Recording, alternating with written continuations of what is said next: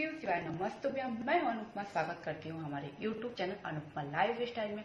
तो गाइस, मैं आज आप लोग के साथ शेयर करने वाली हूं कि छठ पूजा कब है, उसका क्या मुहूर्त है, कब पूजा करना है, किस दिन से स्टार्ट हो रहा है और छठ पूजा क्या फल मिलेंगे और क्यों किया जाता है छठ पूजा। तो सारी जानकारी आपको इस वीडियो में मिलेगी, तो आप शुरू से लेके लास्ट तक ये वीडियो देखो और पूरी जानकारी आप लोग कि छठ पूजा का क्या महत्व है और ये छठ पूजा कहाँ का त्योहार है और कहाँ से ये आया है, जो सब जगह मतलब हर लोग करते हैं, देश में विदेश में हर जगह मतलब इसका पूरे जगह पे छठ पूजा का महत्व है।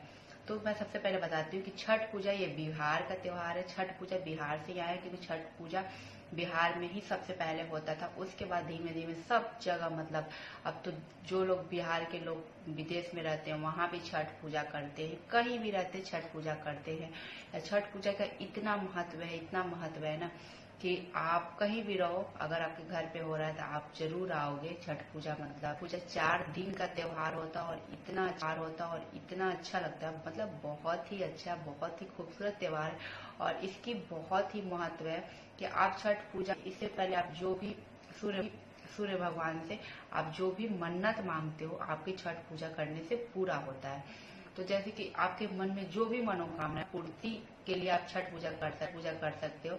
तो आपके मन में जो भी मनोकामना है ना, तो आप मांग सकते हो सूर्य भगवान से और आपकी मनोकामना जरूर पूर्ण होती है। ऐसा कहा गया, ऐसा बहुत लोगों के साथ भी हुआ है कि जिन्होंने छठ किया है तो उनकी सारी मनोकामना पूर्ण हुई है। या मनोकामना आपकी मन में मान लो कि ये पूर्ण हो जाए तब मैं छठ पूजा करूंगी, तो ऐसा भी होता है कि मेरी छठी मैया और सूर्य भगवान पूर्ण कर दे, उसके बाद मैं ये व्रत करूंगी। तो ऐसा भी होता है। या तो आप छठ पूजा करना स्टार्ट कर दो, 5 साल तक आप लगातार करो, जो भी आपकी मन में मनोकामना है 5 साल के अंदर ही आपकी जो भी मनोकामना होगी वो पूर्ण होगी। तो इस बार 2024 में छठ पूजा कब से स्टार्ट होगी? तो इस बार 2024 में छठ पूजा 5 तारीख से स्टार्ट हो रही है, 5 नवंबर से। उस दिन 5 नवंबर को नहाए खाए है। तो नहाए खाए में क्या करना होता है? नहाए खाए में आपको सुबह उठ के अपना बाल शैम्पू करके नहा लेना होता है। उसके बाद उस दिन बनती है, जैसे मॉर्निंग के टाइम बनती है दाल, चने की दाल बनती है और चावल बनती है और लौकी की सब्जी बनती है। आप चाहें तो लौकी में भी चना डाल सकते हैं या तो फिर ऐसे भी बना सकते हो। और बहुत लहसुन प्याज बिल्कुल नहीं खाया जाता उस दिन, इसीलिए उस दिन कहा जाता है नहाए खाए, मतलब उसी दिन से बनाना होता है कि कुछ भी लहसुन प्याज नहीं खाया जाता है। घर होनी चाहिए जहाँ पे आप जिसको व्रत करना है वो उसी दिन से मतलब अपना अलग मतलब सोते हैं, जैसे जमीन में बिछा के। अगर उस दिन नहीं किए तो सेकेंड डे जैसे खरना होता है, जिस दिन खीर और रोटी बनती है, जैसे कि मीठी वाली खीर बनती है और रोटी बनती है प्रसाद के रूप में और बहुत ही अच्छा लगता है और केले के पत्ते पे खाया जाता है, खरना किया जाता है। तो आपका ये व्रत नहाए खाए से स्टार्ट हो जाता है। आपको नहाए खाए करना है सुबह, आपको 5 तारीख को उठ के अपना नहाना, बाल धो के नहाना है। उसके बाद आपको उस दिन क्या खाना है? तो दाल, चने की, चावल और लौकी की सब्जी, यही खाना है नहा के। और उसके बाद आपको शाम में भी यही खाना होता है, दाल चावल लौकी की सब्जी। तो ये तो हो गया नहाए खाए का। सेकेंड डे 6 तारीख को आपको खरना करना है। खरना में क्या होता है? खरना में आपको पूरे दिन आपको निर्जला व्रत रखना होता है, जैसे कि आप पानी भी नहीं पी सकते, उस दिन से व्रत आपका स्टार्ट हो गया। और शाम के आपको नहा के, जैसे कि फिर नहा के उस दिन और फिर खरना करते हैं। उस दिन खीर एंड रोटी बनती है, उसी का प्रसाद होता है, उसको खरना करते हैं, केले के पत्ते पे खाया जाता है। तो उस दिन ये खरना हो गया। बहुत लोग अगर ये दोनों व्रत नहीं कर पा रहे, जैसे बहुत लोग खरना नहीं करते, डायरेक्ट जिस दिन सूर्य भगवान को अर्घ्य दिया जाता है वो वाली व्रत करते हैं। बहुत लोग ऐसा भी करते हैं कि खरना नहीं करेंगे सूर्य भगवान के, जिसका आप वो भी कर सकते हो। अगर आप 4 दिन का व्रत नहीं कर पा रहे हो तो आप 1 दिन का ही व्रत कर लो। जिस दिन सूर्य भगवान निकलते हैं शाम को अर्घ्य देते हैं उस दिन कर लो और उसके नेक्स्ट डे मतलब जिस दिन सुबह के टाइम फिर अर्घ्य दे के फिर पूजा समाप्त हो जाती है, तो वाली आप कर सकते हैं। नहीं तो आप 4 दिन का करना चाहिए। ऐसे तो 4 दिन का ही त्योहार होता है, लेकिन तो आप ये भी कर सकते हो। तो ऐसे आपको करना है खरना। उसके बाद फिर आपका जिस दिन अर्घ्य दिया जाता है सूर्य भगवान को, उस दिन आपको करना अपना सुबह से आपको मॉर्निंग से आपको व्रत रखना है, आपको निर्जला व्रत रखना है उस दिन।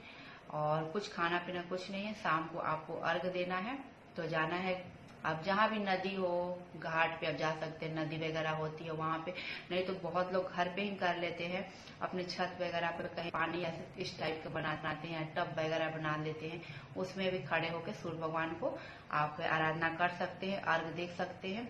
तो इसमें डूबते हुए सूर्य को अर्घ दिया जाता है शाम के टाइम, और नेक्स्ट डे निकलते हुए सूर्य को अर्घ देते हैं। निकलते हुए सूर्य को अर्घ देते हुए ये त्योहार समाप्त हो जाता है। और इसका महत्व यही है कि आप जो भी सूर्य भगवान से मांगते हो, आपकी मनोकामना पूर्ण होती है। अगर आपके भी मन में मतलब बहुत लोग की संतान नहीं होती है, या बहुत सारी दुविधा होती है, बीमारी से लोग ग्रस्त हैं, बहुत बड़े बड़े बीमारी सही नहीं हो रहा है, तो सूर्य भगवान की आराधना करने से ये बीमारी भी सही हो जाती है, संतान की चाहने वाले को संतान की प्राप्ति होती है, जो भी जिसके मन में मनोकामना होती है पूर्ण होती है।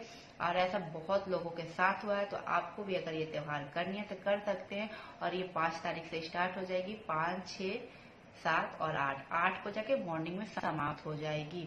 सूर्य को निकलते हुए सूरज को अर्घ देते हुए समाप्त हो जाता है। और ये त्योहार हर जगह मनाया जा रहा है। आप तो मतलब पहले होता था कि चलो बिहार में ही ज्यादा होता था फेमस, बिहार यूपी में लोग मनाते थे, और अब है कि जहाँ लोग रहते हैं देश विदेश मतलब कहीं भी ये त्योहार मना रहे हैं।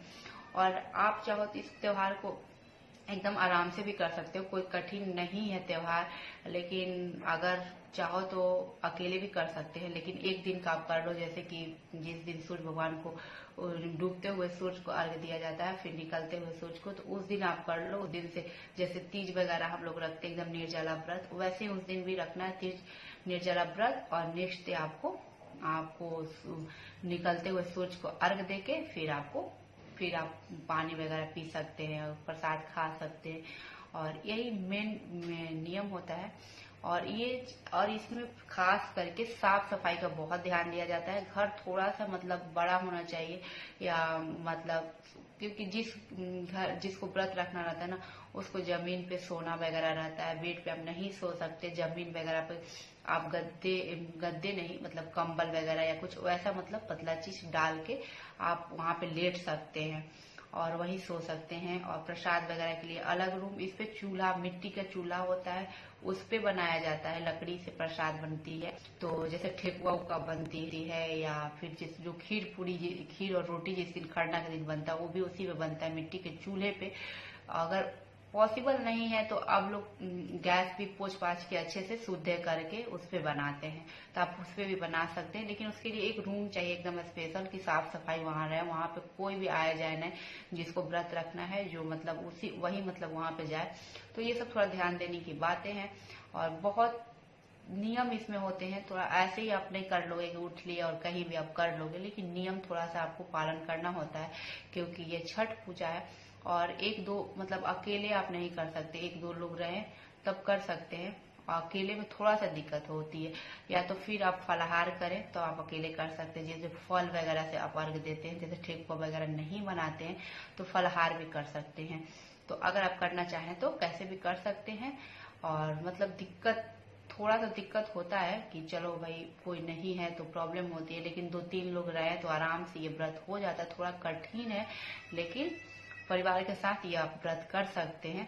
और नहीं तो आप डूबते हुए सूर्य और उगते हुए सूर्य को अर्घ देके एक दिन का भी ये त्योहार कर सकते हैं अगर करना चाहें तो गाइज आपको मेरी ये जानकारी छठ पूजा की कैसी लगी? अगर अच्छी लगी हो तो वीडियो को लाइक करें, चैनल को सब्सक्राइब कर ले और वीडियो को शेयर भी कर दे। तो फिर मिलते हैं आपको न्यू जानकारी के साथ, तब तक के लिए bye bye, take care, Shiv शिवाय, नमस्तुभ्यम।